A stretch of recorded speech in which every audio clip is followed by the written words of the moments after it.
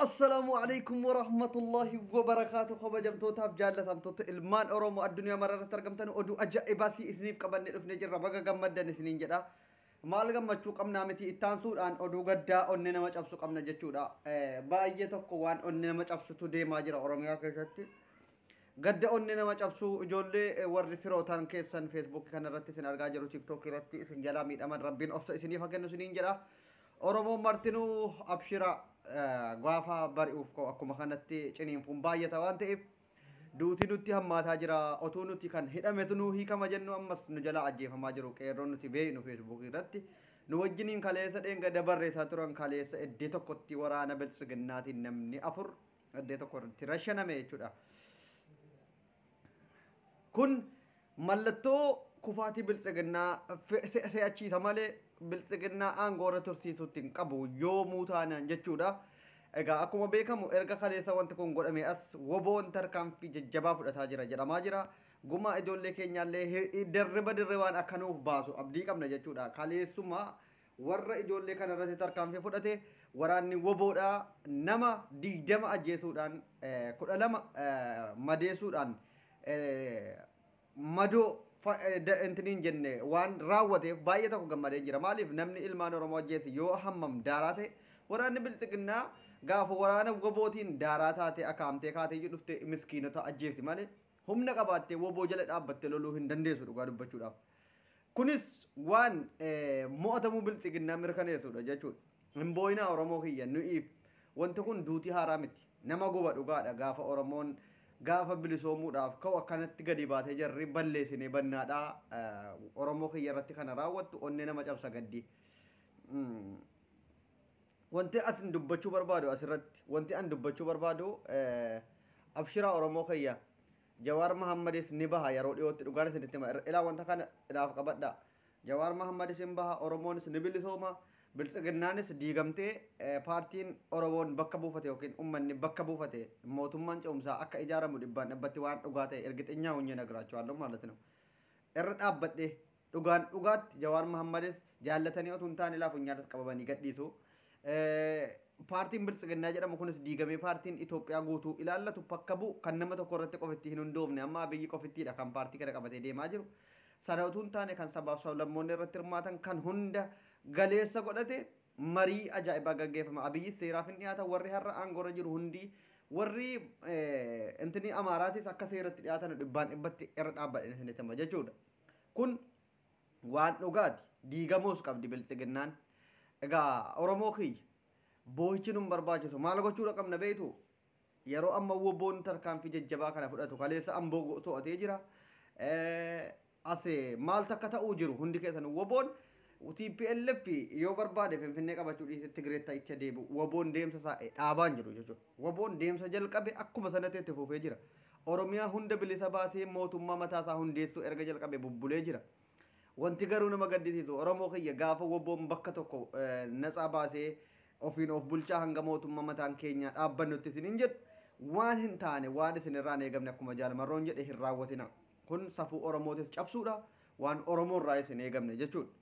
Kun maqaa keenyaaf isin tolu addunyaa biratti illee maqaa keenya xureessa silaan nu sodaatu waan ta'eef woboo wanti jarri sodaatanuuf yoo dhufee waan akkanaa godhadhamee sammuu jara keessa faranjoota keessa kaa'amee waan jiruuf yoo isin waan kana akkasitti gootanii dhugoomsitan hin ta'u jechuudha.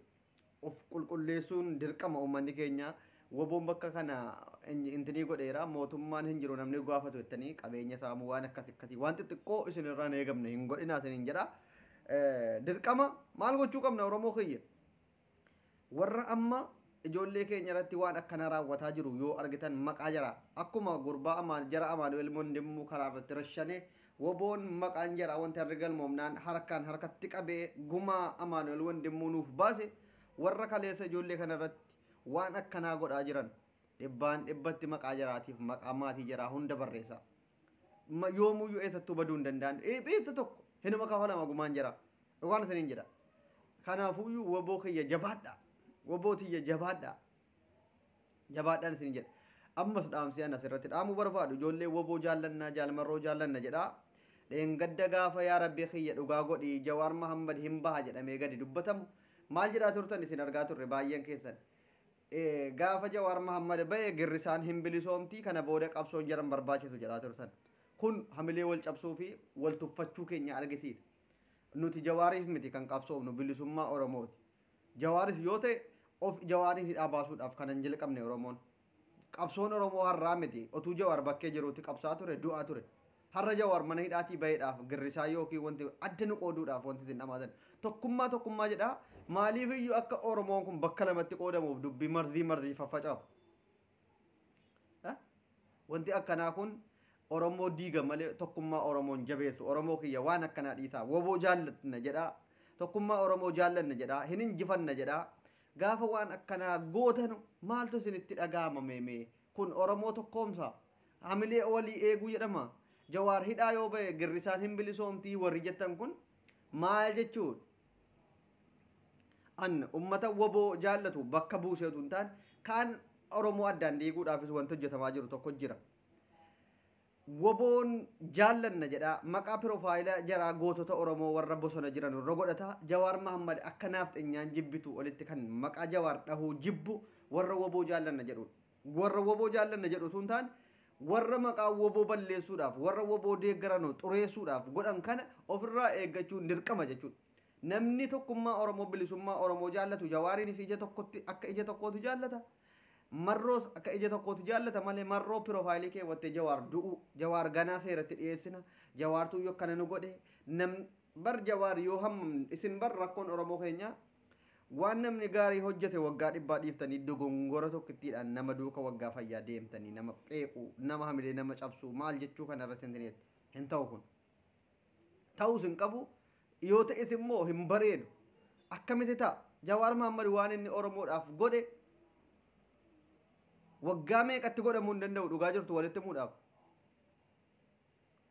Qeerroo kana kakaasee qeerroo rafee jiru ijaaruu keessan rakkoon qabu abaawwatu ijaare qeerroo adda bilisummaa Oromoo abaawwadhaan yoo ijaarame kan rafe dammaqsee tokkoomsee akka jarri of baranii intiniini qabsoo kanatti finiinsan kan godhe Jawaar Mahammad qabsoo gahee kanaaniyyuu isinillee carraa biyyatti galuu argattan dhugaan jirtu kana bar otuu Jawaar Mahammad qeerroo kana dammaqsuu baate dammaqsee qabsootti kaasuu baate birraaf keessaaf intiniidhaan bakka hundaatti jechuu dhiise isinillee warri amma maqaa abaawoo jaallanna isatuum akkana nu godhettanii Jawaar irratti duuluu barbaaddan carraan isin qabdan Eertiraadhuma keessa turuun dhugaa walitti himuun kana galata Jawaar hin dagatinaa galata qeerroo hin dagatinaa Jawaar akkana nu godhe abaawoo qofittiidha maali abaawoo ni beekna dhugaa dubbachuudhaaf qeequuf oduu hin taane abaawoo duruma kaafnee beekna Jawaariinis ni beekna nuti tokkummaa barbaanna qeeqa adda addaa dhiisaa amboo qoxoxxorii abaawoo jala galtee jirti waan ta'eef baga gammaddan isin jedha warri innan beekne hundi keessanuu Abduseenaan jedhu